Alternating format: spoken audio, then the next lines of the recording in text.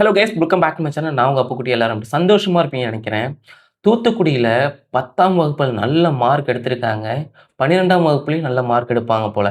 அந்த அளவுக்கு நல்லா படிக்கிற பொண்ணு பாலியல் வன்புணர்வு செய்யப்பட்டு கொலையும் செய்யப்பட்டிருக்காங்க. அன்னைக்கே டிஎம்கே கட்சி மாநாடு நடந்திருக்கு. கிட்டத்தட்ட 10,000க்கும் மேற்பட்ட போலீஸார் அங்கே குவிக்கிறதுனால இந்த கேஸை வழக்கு பதிவு எடுக்காமல் அலக்கழிச்சிருக்காங்க. இதுக்கு மேலே இந்த கட்சி ஆட்சி ஆளணுமா, அடுத்த ஆட்சியாவது நல்லாட்சியாக மலர நம்மக்கிட்ட ஒரு பவர் இருக்குது, அதை கண்டிப்பாக யூஸ் பண்ணிக்கோங்க. இந்த பொண்ணுக்கு என்ன அநீதி நடந்துச்சு அப்படிங்கிறத விலாவரியாக போய் பார்ப்போம். அதுக்கு முன்னாடி கீழே ஒரு சப்ஸ்கிரைப் பட்டன் இருக்கும், அதை ப்ரெஸ் பண்ணி வச்சுக்கோங்க. அப்போ தான் அடுத்தடுத்த வீடியோ உங்களுக்கு அல்காரிதம் கொண்டு வந்து கொடுக்கும். அதோடு இல்லாமல் இந்த வீடியோவோட கமெண்ட்ஸ், இந்த தமிழ்நாட்டை பற்றி என்ன நினைக்கிறீங்க, இந்த ஆட்சி எப்படி இருக்குது, உங்களுக்கு ஏதாவது கமெண்ட் இருந்துச்சுன்னா கமெண்ட் செக்ஷனில் பதிவிடுங்க. அதை பார்த்து அடுத்த கன்னடாவது பேசுவோம். வாங்க வீடியோக்குள்ளே போகலாம். கைஸ், தூத்துக்குடினாலே பிரச்சனையா என்னன்னு தெரியல. ஏடிஎம்கே ஆட்சிலேருந்து டிஎம்கே ஆட்சி வரைக்கும் எவ்வளோ பிரச்சனைகள் எல்லாம் நம்ம பார்த்துருக்கோம். இந்த பெண் பாலியல் வன்புணர்வு செய்யப்பட்டு கொலை செய்யப்பட்டிருக்காங்க. இதில் அரசியல் கட்சிகள் ஈடுபட்டிருக்காங்களா, போலீஸாரோட லட்சணத்தனம் எப்படி இருக்குது அப்படிங்கிறத பின்னாடி பார்ப்போம். டாய்லெட் வசதி வரைக்கும் செஞ்சு கொடுத்துருக்கோம். இந்த ஆட்சியில் சொல்லி வாய்க்கிழியே பேசியும் இப்போது ஒரு டாய்லெட் வசதி இல்லாமல் இந்த பெண் இறந்துருக்காங்க அப்படிங்கிறத இதை பற்றி டீட்டெயிலாக பார்ப்போம். அதுக்கு முன்னாடி அடுத்த ஆட்சியாவது நல்லாட்சி அமலர நம்மக்கிட்ட ஒரு பவர் இருக்குது, அதை கண்டிப்பாக யூட்டிலைஸ் பண்ணி யார் ஆட்சியில் வரணும், யார் உட்காரணும் அப்படிங்கிறத முடிவெடுத்துப்பாங்க. இந்த பொண்ணு ஊரில் நல்லா படிக்கக்கூடிய பெண். அப்போ 450க்கு மேலே மார்க் எடுத்திருக்காங்க. 10th 12th ஃபிசிக்ஸ் எக்ஸாம் வரைக்கும் கம்ப்ளீட் பண்ணியிருக்காங்க. ஊரில் கேட்டால் நல்லா படிக்கக்கூடிய பெண் அப்படிங்கிறாங்க. அல்லும் பகலும் நிறைய படித்ததுனால சரி அடுத்த நாள் காலை கடன் கழிக்க வெளியில் போகலாம் அப்படின்னு சொல்லிட்டு போயிருக்காங்க. அவங்க கடத்தப்பட்டு பாலியல் வன்புணர்வு செய்யப்பட்டு கொலையும் செய்யப்பட்டிருக்காங்க.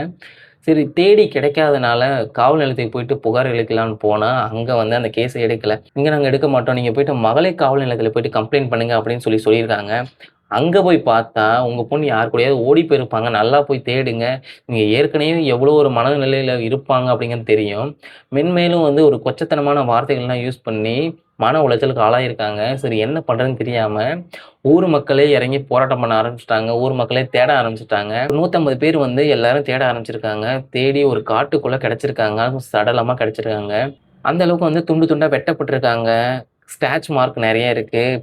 கண்கள் பிதங்க, வாயில் ரத்தம், நிறைய ஆடைகள்லாம் கிழிந்த நிலையில் பாலியல் வன்புணர்வு செய்யப்பட்டு இறந்திருக்காங்க அப்படிங்கிறத தெரியப்படுறது. அதனால் ஊர் மக்கள் எல்லாம் போராட்டம் பண்ணுறாங்க.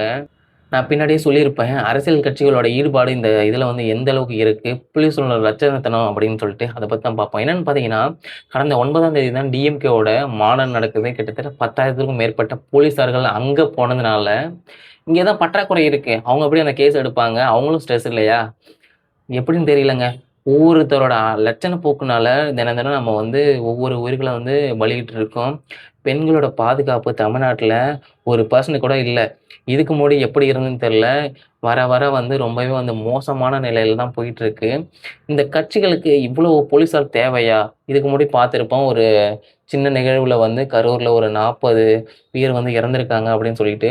அங்கே ஏன் அவ்வளோ போலீஸார் கொடுக்கல? இந்த கட்சிக்கு மட்டும் ஏன் இவ்வளோ போலீஸார்கள் கொடுக்குறாங்க? அங்கே பந்தோபஸ்துக்கா எதுக்குன்னே தெரியல. மக்களை பாதுகாக்க போலீஸ் இருக்காங்க அப்படின்னு பார்த்தோன்னா, கட்சிகளை பாதுகாக்க தான் போலீஸ் இருக்காங்க அப்படிங்கிறத ஒரு கேவலமான ஆட்சி நடந்துக்கிட்டு இருக்கு. இந்த பெண்ணுக்கு நடந்த கொடூரம் இதுக்கு மேலே யாருக்கும் நடக்கக்கூடாது அப்படின்னா, நீங்கள் ஒரு உரிமை உங்ககிட்ட இருக்குது, அதை கண்டிப்பாக யூட்டிலைஸ் பண்ணி அடுத்த ஆட்சியாவது நல்ல ஆட்சி மலர கண்டிப்பாக யூஸ் பண்ணிக்கோங்க. யாருக்கு ஓட்டு போடணுங்கிறத நீங்கள் முடிவு பண்ணிக்கோங்க. இந்த வீடியோ பிடிச்சிருந்தா சப்ஸ்கிரைப் பண்ணிக்கோங்க, லைக் பண்ணிக்கோங்க. உங்களோட கமெண்ட் என்னன்னு சொல்லிட்டு கமெண்ட் செக்ஷன் பதிவிடுங்க. இந்த ஆட்சி எப்படி நடக்குதுங்கிறத உங்கள் கமெண்ட் மூலயமா எல்லாருக்கும் தெரியட்டும். வாங்க அடுத்த வீடியோவில் சந்திப்போம்.